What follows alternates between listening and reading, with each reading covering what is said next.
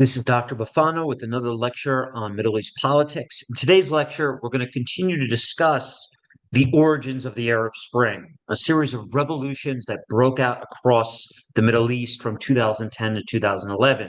Now, in the last lecture, we talked about the growing influence of democratic norms and values that spread across the Middle East from the 1970s to the 2000s.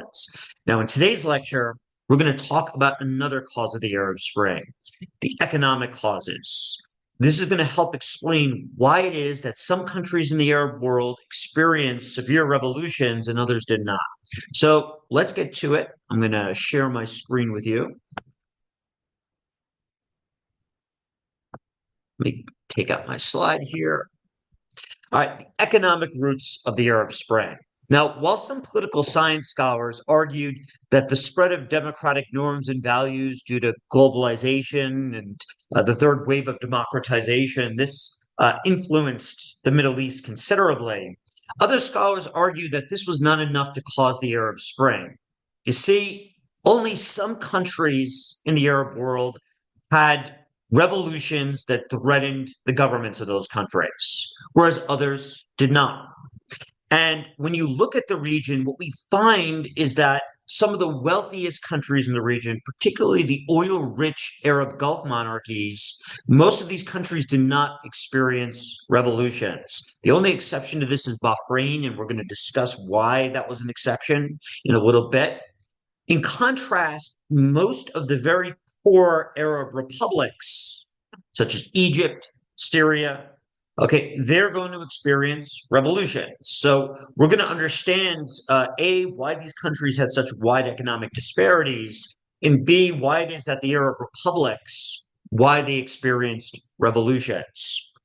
Now, the only country that was rich in oil and had a small population that experienced a revolution was Libya.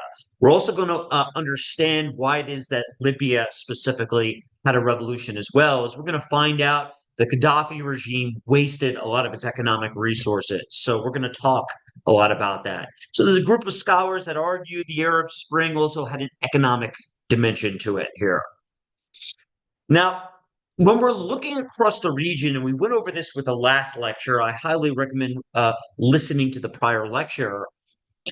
Democracy has widespread support throughout the MENA region. Approximately 80% of the Arab world in 2010 expressed support for democracy in Poland.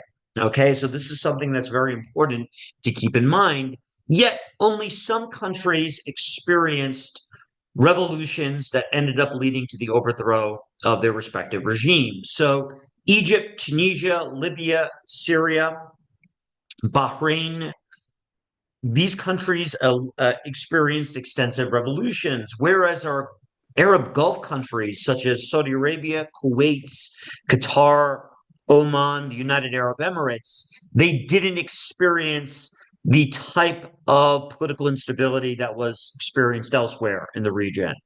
So the question for this is why? Why was this the case?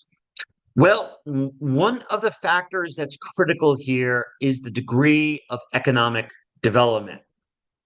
For example, in Qatar, which is it's a dictatorship, it's a monarchy.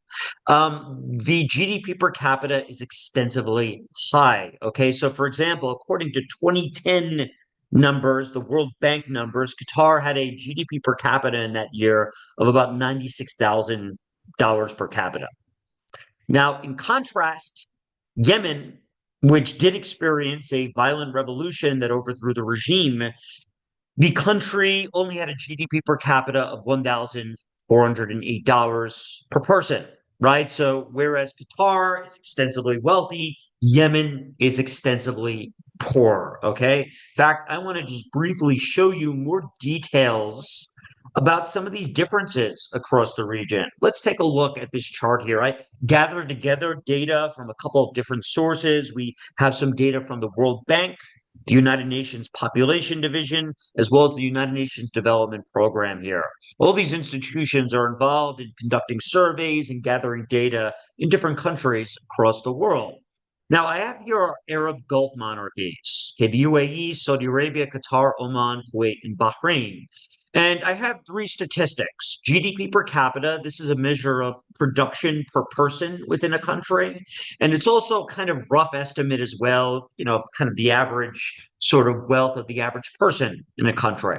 We also have life expectancy, how long people live for. And finally, we have something called the HDI index, which is a mix of three different components: the average income per person, the life expectancy, and the average number of years that people go to school. It's collected into an index on a scale of 0 to 1, with 0 being the least developed and 1 being the most developed. So it's on a scale.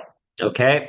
So here in this region, okay, with the Arab Gulf, we see that average income is relatively high, ranging from middle to upper income countries. So the data itself, as you can see here, is from 2020 with the GDP per capita income, with the UN population division income for the life expectancy is 2022, and the UNDP program it's 2022 as well for the HDI index here. So let's take a look at the data. As you can tell here, these countries are very wealthy, right? So, the UAE, for example, average person earns about $37,000 a year. Now, in contrast with the Arab republics, the GDP per capita is very low, with most countries being around $3,000 or $4,000 a year. So, lots of poverty in this part of the world. We also have our two non-Arab Gulf monarchies that these are the two monarchies that are not in the Arab Gulf region that don't have a lot of oil. So they are also relatively poor. And these countries, not coincidentally, also had much larger protests during the Arab Spring than most of our Gulf monarchies. So we have a lot of poverty in this part of the Arab Gulf. Now, in contrast, we can see here the country of Israel, the only Jewish majority state in the region, GDP per capita of $37,000 a year, and Turkey, middle income country with a lot of industry. This is a non-Arab country, has a GDP per capita of about $12,000 per year. So, whereas in contrast, in these Arab republics, we have lots of poverty. Then let's take a look at life expectancy. Our Arab Gulf countries' life expectancy is in the high 70s and early 80s in terms of the average years people live.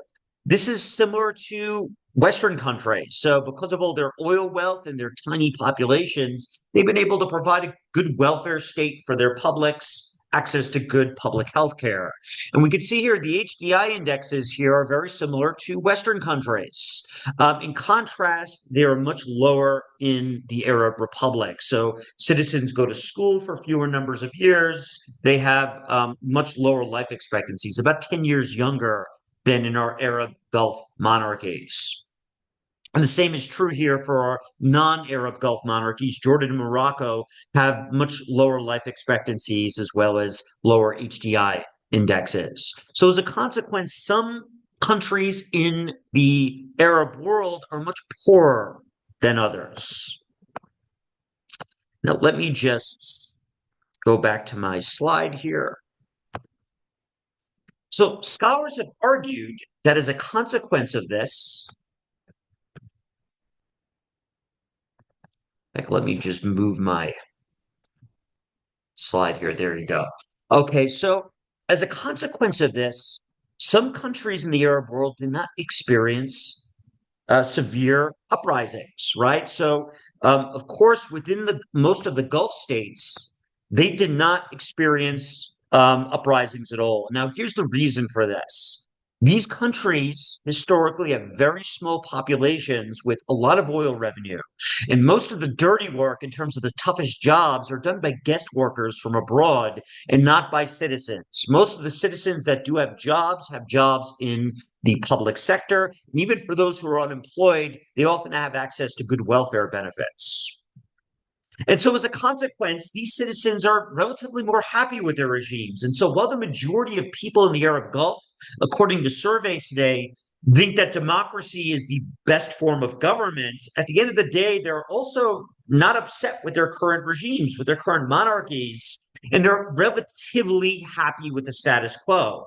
Now, this does not mean that opposition does not exist in many of these countries, or that there haven't been protests in the past. Okay. What it does mean, though, is that the vast majority of the publics in these countries are relatively satisfied with the status quo, at least for the citizens of these countries. I highly recommend watching my prior lecture on the Arab Gulf monarchies. I have a more extensive discussion on the political systems here. So, one of the things you learn from that prior lecture, right, is that citizens have relatively high levels of satisfaction with these regimes. So, as a consequence, their protests were relatively smaller. And so, most of these countries did not see the type of widespread protest with calls to overthrow the regime, like in Egypt, like in Tunisia, like in Syria. Now, there were relatively small protests, but they were relatively minor. In some cases, these regimes, tried to co-opt some of these protesters in places like Oman, for example. They announced slightly modest reforms, more spending on the social welfare state, for example, to try to co-opt some of these protests. And since they had more oil wealth than the Arab republics, they were able to do this. Now, in some cases as well, some coercion was used in Saudi Arabia. Some people were imprisoned. So there was some force used here. But for the most part, the protests were relatively minor. They didn't actually threaten these regimes. Now, there was one exception to this. The one exception was the little island of Bahrain, which did have very large protests that actually threatened the Khalifa monarchy. Okay, so there were some protests there that were extensive. It is our exception to the rule here. So, Bahrain, a couple of things about it. Number one, it has far less oil. And what this means is it isn't a rentier state to the extent that our other Arab Gulf monarchies are, right? So when you have a country whose most of its economy is dependent on oil, it's easier for the dictatorship to centralize control of the economy as well as distribute resources to citizens to keep them happy. But if you have far less oil per capita, it is harder to do this, right? And number two, what makes Bahrain also very different is it doesn't have a Sunni Muslim majority led by a Sunni monarchy. Instead, it is a Sunni minority, okay, with the Shia majority. And the monarchy is Sunni, whereas the majority consists of Shia Muslims. As a consequence of this, we have a situation where this regime has distributed most of the country's resources to the Sunni minority at the expense of the Shia majority. So there was more widespread anger in Bahrain and more problems with just extensive inequality. So as a consequence, the protests there were much larger. In 2011, many people gathered at the center of the capital, Manama, to protest. And so what happened is Saudi Arabia, consequently, they sent in the military to crush the rebellion. The Gulf Cooperation Council, led by Saudi Arabia, they send in the tanks. The rebellion gets crushed. The other monarchies in the region didn't want similar protests happening in their border. So they decided to send in and help the Bahraini monarchy. In fact, they also sent a lot of resources to Morocco and Jordan as well outside the region to protect other monarchies in the Middle East. They didn't want a president of a monarchy getting overthrown. Now, the GCC as well, they were worried in Bahrain that because it was the Shia majority that was rebelling, they were worried about future Iranian influence in Bahrain if it became a Shia, if it became controlled by the Shia majority, right? Iran, Saudi Arabia's main enemy at this time, they are a Shia majority country. And so thus the GCC was very worried about what was happening in Bahrain. By the way, here are the mass protests that took place in Manama, the capital of Bahrain. This is Pearl Square. And by the way, the symbol of the pearl here, prior to the coming of the modern world, pearl diving was something that was something very important to the local economy in Bahrain. So you'd have these divers that would dive under the water and pick up pearls from the ocean floor, and then they would go and sell them. And so thus people chose this symbolic spot to protest against the regime. But unfortunately, the Saudi tanks came in and crushed the rebellion. So Bahrain, though, was the one exception to the rule. The Arab Gulf monarchies did not experience extensive protests. All right, there's more satisfaction with governments in that part of the world. In contrast, in the Arab republics, where there's higher levels of poverty, they had extensive revolutions. So Egypt, Syria, Tunisia, Yemen, and Libya, they're all going to eventually see their governments get overthrown at one point or another because of these revolutions. And three of these countries are going to have civil wars in the process.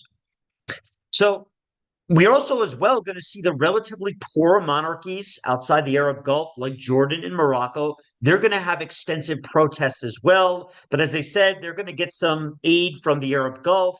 These regimes are also going to make some reforms to try to co-opt the protesters and get them off the streets. The monarchies would survive, but there would be extensive protests and some reforms made. So, what do just about all these countries have in common? Well, other than Libya, all these countries have relatively larger populations than the Arab Gulf and smaller amounts of oil, right? So they don't have large oil deposits. So, in order to develop, these countries did try to industrialize at one point or another. But after independence from European rule, they've mainly had failures in their attempts at industrialization. For the 50s to the 70s, the Arab republics engaged in socialist reforms, right? So this is when the state gets very heavily involved in economic development. They tried to set up public factories. They had close ties to the Soviet Union and the communist bloc. They had these single party dictatorships during this era. And as I discussed in a prior lecture, this era mostly led to a lot of failures when it came to economic developments. Now, during the following period from the 70s to the 2000s, these countries shifted towards the West and capitalism. They tried to open up their economies towards free market policies, to international trade. They tried to invite in Westerners to invest in their countries. They established closer ties to the United States to get foreign aid from the West. And they also, as well, engaged in what are called structural adjustment programs. They cut public spending to the welfare state. They cut government spending in order to try to receive bailout loans from the International Monetary Fund and the World Bank. So the 70s to the 2000s was this period of opening up to capitalism. Now, while there was more growth during this era, a lot more than in the 50s and 60s, the economies grew. They grew in a highly uneven way. Only a small portion of the population benefited from the growing wealth and the growing ties to the West, whereas many people remained mired in poverty during this era. And what you see happen as well is this trend of crony capitalism emerge. Only the dictators of these countries and a small group of wealthy businessmen with ties to the state grew wealthy, whereas levels of poverty grew. Many citizens are going to end up just traveling abroad to escape that poverty. So, and as a consequence of this as well, social welfare spending is going to get cut. Bread and fuel subsidies are going to be cut. Public sector jobs are going to get cut. Welfare spending is going to be reduced. So as a consequence of this, we're going to see all sorts of other problems emerge. So the state, for example, stopped investing in public housing. So you're going to see more shanty towns emerge on the outskirts of these cities. And because of some of the economic challenges in these countries, they never really industrialized as expected. Their economies became heavily dependent on exporting natural resources and agricultural resources to the West in exchange for manufactured imports. So they became highly dependent on Western countries like America. And on top of that, these countries continued to urbanize during this era. Their populations grew, and because their economies weren't growing evenly, you see a lot of these shanty towns emerge on the outskirts of cities like Cairo and Damascus during this era. So lots of poverty. And you also see as well a lot of these informal communities emerge on the outskirts of cities that where there was high rates of unemployment, particularly youth unemployment, and the jobs that did exist were often unstable and they paid very low wages, many of them in the informal sector. You also see growing rates of drug abuse, black market economy, all these different problems. And many of the youth grow disillusioned with their regimes during this era. And it was a lot of relative deprivation emerged because many of these citizens began to they were well aware of the growing inequality, not only within their countries, but throughout the globe. Many of them had family members working overseas in the Arab Gulf and in the West, where they were aware of higher rates of economic development elsewhere in the world. So this created a lot of mass anger and frustration. In fact, the Middle East by 2010 had the highest rates of economic inequality across the world. And in the MENA region, rates of unemployment were at about 30% amongst the youth. That is, individuals under the age of 30. And this was almost 3 times higher than the average across the rest of the world. So by the eve of the Arab Spring, the economic problems, particularly within the Arab republics, were by far the worst. And in the Arab republics, unlike in the Gulf countries, for those who were unemployed, they did not have access to significant social welfare spending, in contrast to the Gulf monarchies. Now, as a consequence of this, from the 70s to the 2000s, not only do we see growing social movement activism in favor of liberalism and democracy, we also see growing left wing social democratic activism in favor of redistributing wealth. And we see greater labor activism, right? So labor unions protesting against these states. So from the 70s to the 2000s, as these regimes started to shift to electoral authoritarianism amongst these Arab republics, they started giving a greater space for some opposition to exist. We start to see labor activists grow more impatient with these regimes. So, for example, within these Arab republics, we start to see labor unions turn against the governments. Now, during the 50s and 60s, during the socialist era, the labor unions supported these governments because they were increasing the size of the welfare state and government spending. But from the 70s to the 2000s, the labor activists, the labor unions, the socialists started to turn against these governments. And so what we start to see happen is an increase in the number of strikes within the Arab republics in places like Tunisia, Egypt, and Syria against these regimes. So, for example, in Tunisia in 1978, the Tunisian General Labor Union engaged in a massive strike. Now, prior to this, the UGTT, this labor union, was an ally of Bourguiba's Neo-Destor Party, his Arab nationalist government. But by the late 1970s, the union began to turn against the regime because they were making cuts to public spending, they were making cuts to the welfare state and public sector jobs. And what happened was the regime ended up crushing that strike with force. And there was other examples of labor activism throughout the rest of the region. Now, in the process, what also started to happen as well is many of these labor activists from the 70s to the 2000s began to support democracy as well. Now, the old left in the 50s and 60s, they were more in favor of the communist political model. They were in favor of a single party state, of authoritarianism. But by the time we get to the 2000s, most of the lefts had been in favor of not only redistributing wealth, but of democracy. They were more in favor of social democracy, right? So democratic states with high welfare spending. And so we begin to see more labor activists supporting democratization as well. A great example of this is Egypt's 6th of April movement. So in Egypt, there was also growing labor activism, much like in Tunisia, because of the cuts to public spending on welfare and on jobs. So in 2008, the 6th of April formed after a labor strike that took place in this town called El Mahala Kubra. It's located in northern Egypt. It's an industrial town engaged in a lot of textile production.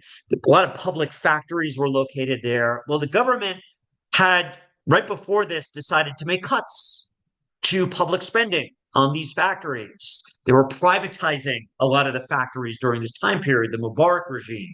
And so what happened, there was a massive labor strike in that year in 2008.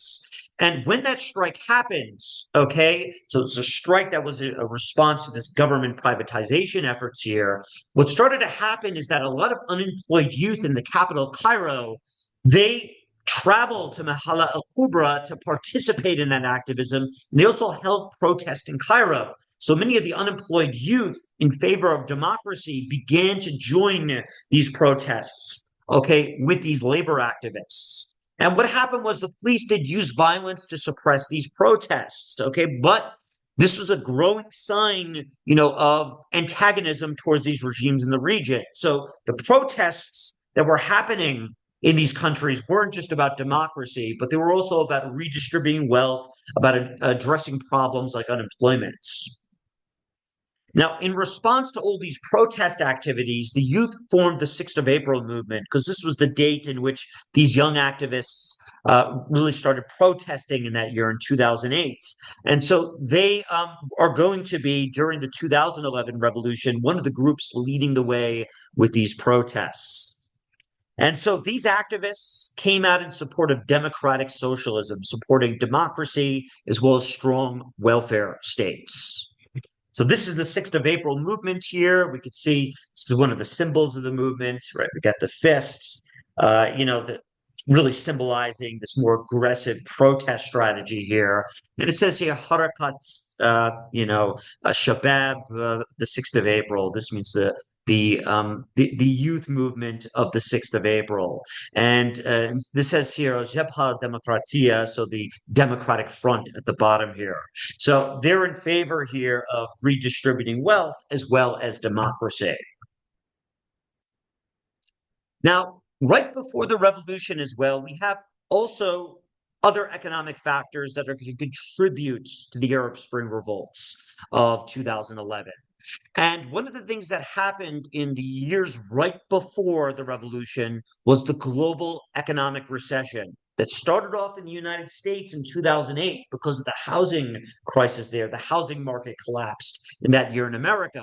But when that happened, it had a trickle effect. It affected America's allies in the West and Europe, and their economies experienced recessions. And from there, it then trickled to the rest of the world by 2009. And over the next couple of years, the global economy suffered greatly. So there was an economic downturn. So when that US housing market crashed, well, what happened was you had people in Europe, the United States, and Canada, they're spending less money. They're buying less oil from the Arab Gulf. They are going on tourism less to countries like Egypt and Tunisia, right? They're buying less cotton from Egypt. They are consuming less goods from other countries in the region. So as a consequence, the economies of the Middle East start to do poorly during this era, right? So even the Arab Gulf had some issues because oil prices were going down.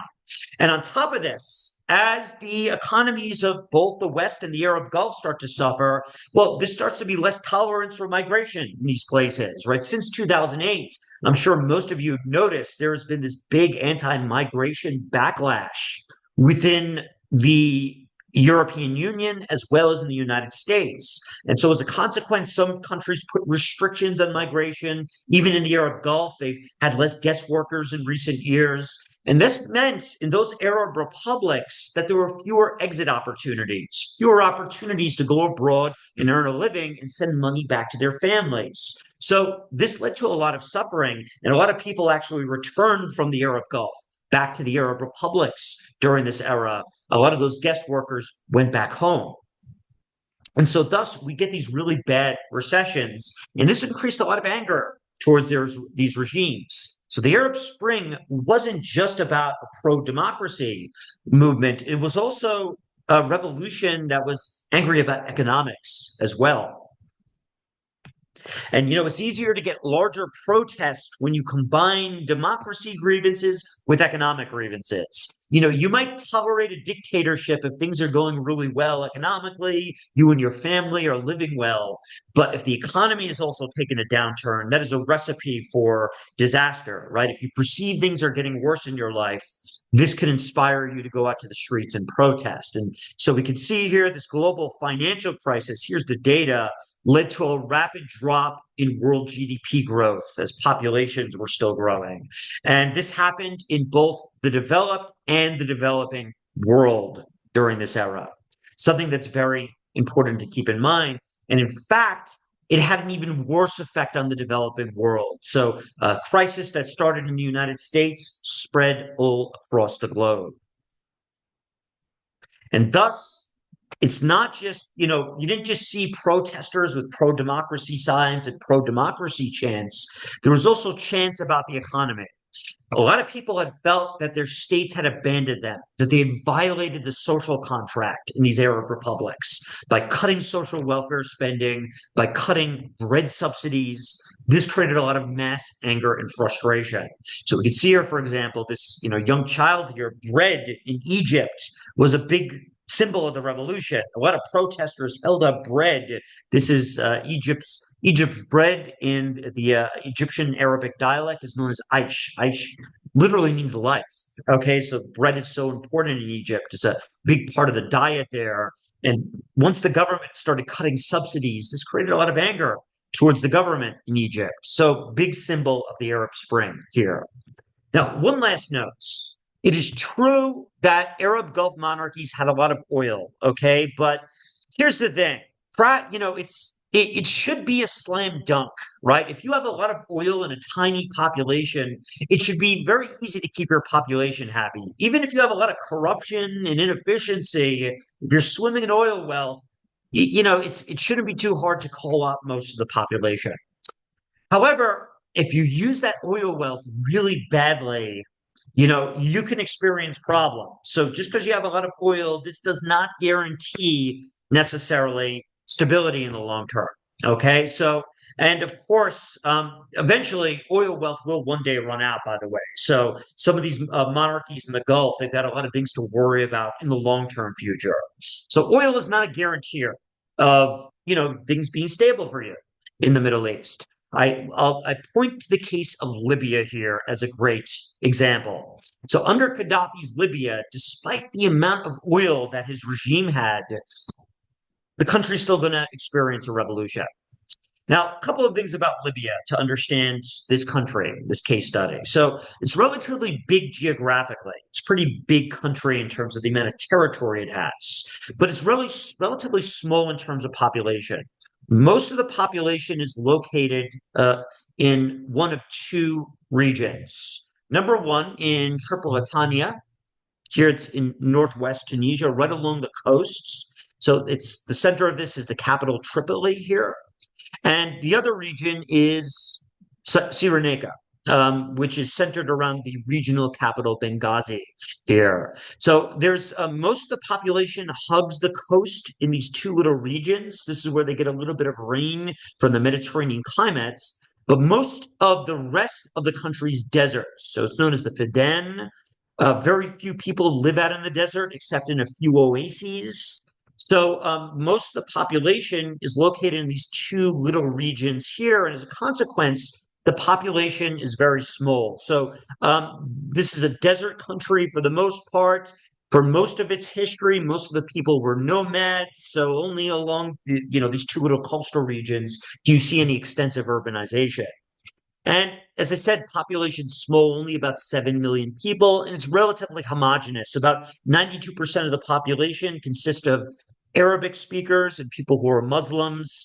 Most of the rest, so there is a small Amazigh minority, that's a linguistic minority, about 5% of the population. There are a few other linguistic minorities in the far south here amongst some nomadic peoples. And there is also a small Christian minority in the country, mostly guest workers that have come from sub-Saharan Africa. And a couple of other things about this country, just to understand its importance. Tripoli okay, for a long period of time before the coming of the modern world, was a province of the Ottoman Empire. And we talked about the Ottoman Empire in a previous lecture.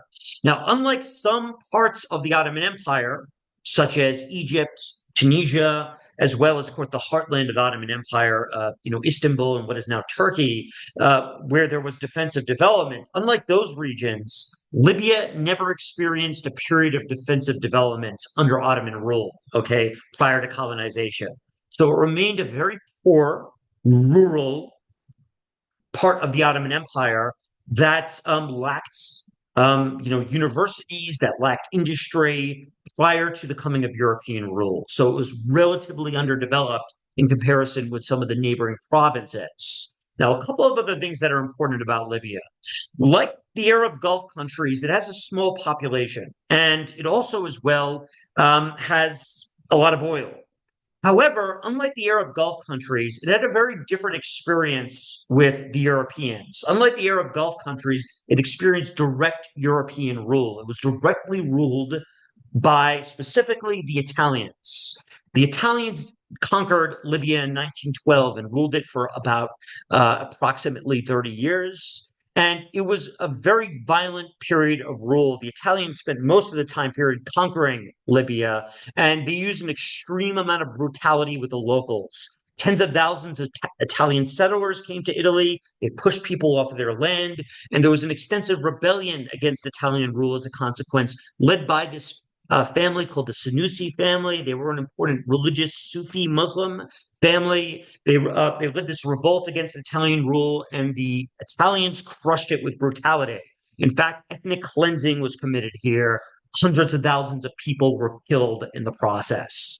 So under Italian rule, there was also no development here.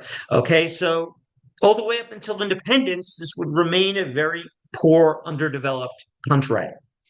All right, so independence, what happened? Well, Italian rule got overthrown by the Allies during World War II.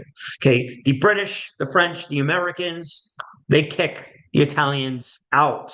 And Libya gains its independence. And what the United Nations and the Allies decided to do is they decided to create a new monarchy here, led by the Senussi family. Since they led this revolt against the Italians, they had some popularity with some people within Libya. So they were thus propped up as this new monarchy. And so called the Senussi dynasty. Okay, and they're going to rule this country until 1969. So because it was the West that propped them up, they're going to be a pro-Western monarchy. Now, during the early days of their rule, large oil deposits are going to be discovered. And in 1959, they're going to start to build an oil infrastructure and pull the oil out of the ground. So this relatively underdeveloped country is suddenly going to get a ton of oil resources. So they have a lot of oil. In fact, they're a member of OPEC today, the Organization of Petroleum Exporting Countries. So we get here a very big oil state, right? So a rentier state, small population, lots of oil resources. And so, just like other rentier states, they start building the infrastructure. They start creating a modern military. In fact, they start sending military officers to other countries to get an education. They start to build the infrastructure, roads and bridges. But overall, this was not a socialist country like the Arab republics in the region. It was pro-Western. It was Western oil companies pulling oil out of the ground. They had close relations with Western Europe and the United States during this era. But here's the thing.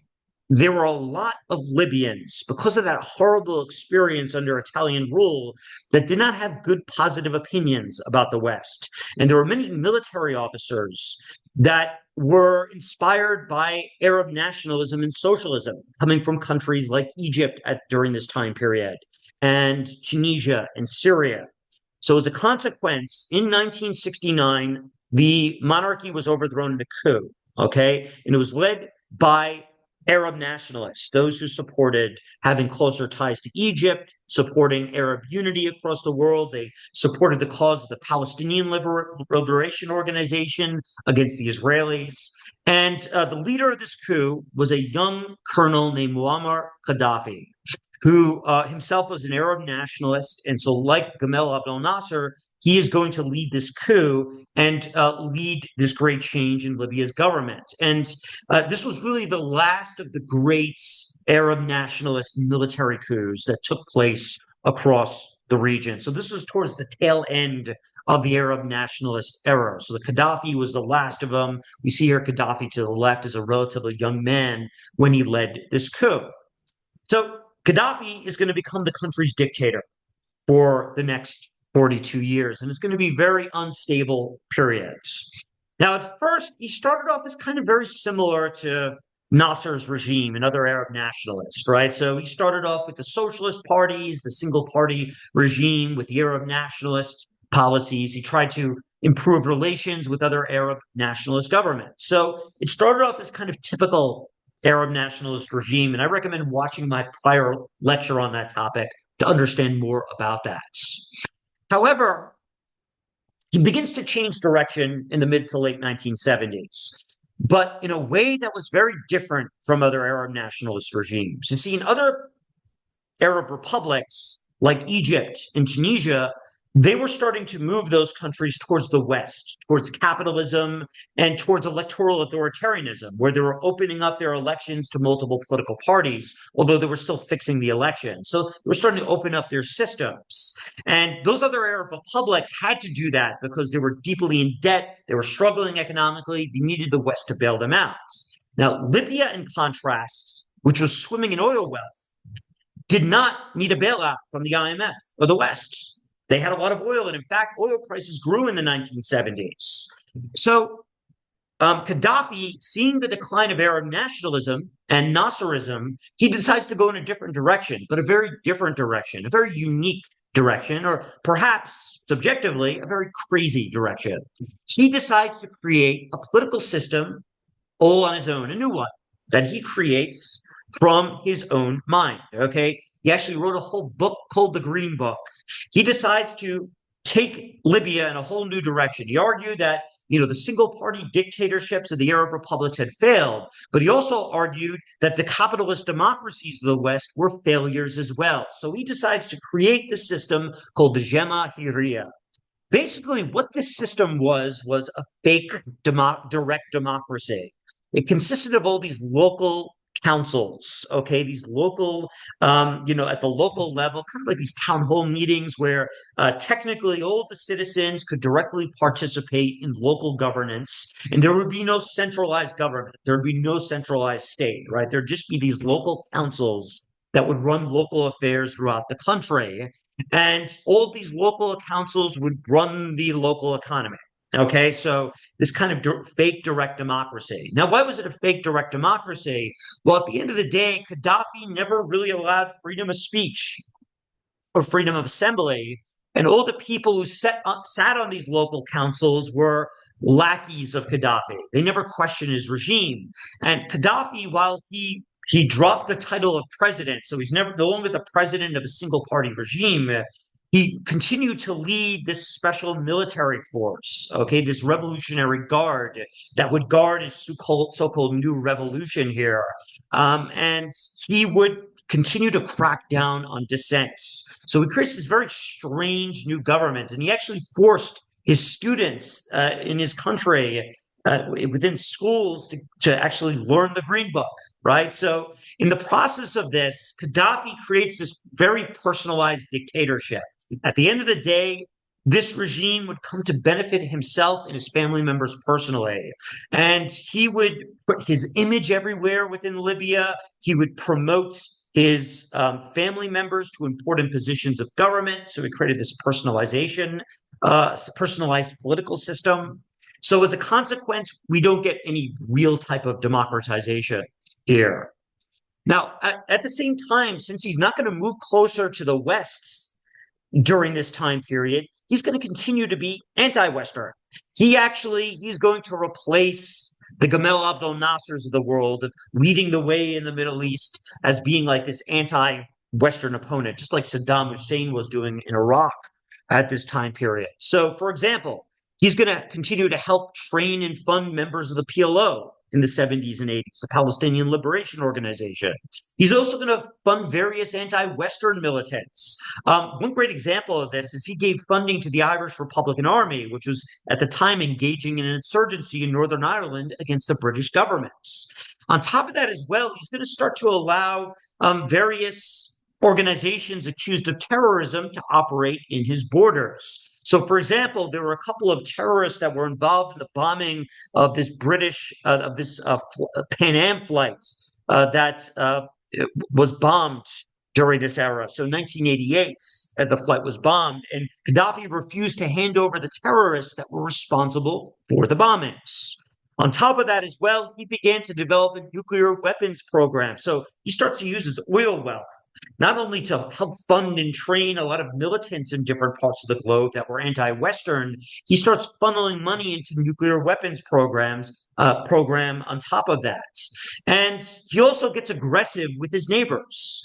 For example, he invaded northern Chad. Chad is a country that's south of Libya. He had this territorial dispute. And so for about a decade, he was involved in this war with Chad. He also had these little border skirmishes with Tunisia and Egypt. And he was growing increasingly angry with the fact that some of his fellow Arab republics near him were starting to move to the West. And so thus his relationships with his Arab neighbors started to deteriorate greatly during this era. So he became increasingly isolated internationally. So as a consequence, heavy Western sanctions were placed on Libya from the 1980s to the 1990s. So his regime got isolated. Many companies, as a result, could no longer buy Libyan oil. This had a very bad effect on Libya's economy. Now, here's the thing. As Gaddafi began to lose support throughout the Arab world and the Western world, he then began to try to influence countries in sub-Saharan Africa to try to find allies. So he began spending money, giving money to countries in West Africa, East Africa, and elsewhere. He began to support, for example, the anti-apartheid cause in South Africa. So he tried to, as well, promote the Arab Union during this time period. In fact, at one point in time, he referred to himself as the King of Africa. So he was a little bit off his rocker by this time period, by the way. So he was creating this really unusual cult of personality. So as a consequence of this, Libya's oil wealth gets wasted on not only, all these kind of foreign policy projects, but extensive corruption and waste of resources. And thus, there developed extensive hatred of his regime, particularly in the western part of the country around Benghazi, which didn't get as much resources from the regime. I'm sorry, the eastern part of the country in Benghazi, in contrast with the western part in Tripoli, which got far more resources. And there were attempted protests in the 1990s and 2000s, but the state used extensive repression. Okay, no opposition was tolerated under Gaddafi throughout his rule. So no opposition political parties, whether they be liberals, Islamists, social democrats, no independent trade unions were allowed to exist. Now, eventually, though, strains of the sanctions did get to Gaddafi. And so by the late 90s, he does start to slowly open the economy. And after 2001, he uses the war on terrorism as a way to try to try to get in with Western countries after 2001. He promises to help crack down on terrorism throughout the Middle East. So after 2001, he does start to open his economy to the West. And suddenly his economy does grow after that for the next 10 years. However, the economy grew unevenly. While the country was bringing in a lot of oil wealth, that wealth was being distributed to Gaddafi's family and his cronies, to a few very wealthy businessmen, particularly his fellow tribesmen from his hometown of Sirte. They were receiving most of the wealth, whereas other parts of Libya were being neglected, particularly Benghazi. So, by the way, when I mean Gaddafi had this descent into madness, I mean he had a descent into madness. He started doing a lot of unusual things. So, for example, on diplomatic meetings, he would often dress up as a Bedouin. And instead of staying at a hotel, he would often travel around in a Bedouin tent. and he would have this large group of concubines, and he had this Ukrainian nurse who would travel around with him. He had this personal bodyguard of female bodyguards that would travel around with him, and he was very erratic. He would often change policies in a moment's notice. Like sometimes he would invite sub-Saharan Africans from one country to be guest workers, and the next day he would then cancel that and send them back home. So he had a lot of these erratic policies that would change on a day-to-day basis. He would often give these long, rambling speeches at the United Nations and other venues, such as the African Union, where oftentimes he would make absolutely no sense. So over time, he began to gradually lose his mind. And I think the lesson here is that, even with a lot of oil wealth and a small population, if you're not of sound mind as a autocrat, as a dictator, you could really waste a lot of resources. It should have been a slam dunk for Libya. Libya should have been a lot like Qatar or Kuwait, but instead it ended up a lot more like Egypt in terms of just the high levels of corruption and the failures with economic development. Now, in the 2000s, they did, as I said, experience some economic growth here, but because of the growing inequality, this actually made things more unstable for this regime, and thus, unlike the rich oil countries in the Arab Gulf, Libya experienced a revolution in 2011 that's going to lead to the overthrow of Gaddafi's regime. And in the aftermath of that, they experienced a very long and brutal civil war. And the country today is actually still divided as a result of that. Okay, so that does it for my lecture for today on the effect of economies on the Arab Spring. For the next lecture, we are going to talk about the spark that lit the Arab Spring, the self-immolation of Mohammed al-Bouazizi. Okay, and so we'll talk about that next time, and we'll also talk about the spread of the revolutions from Tunisia to other countries. So I'll see you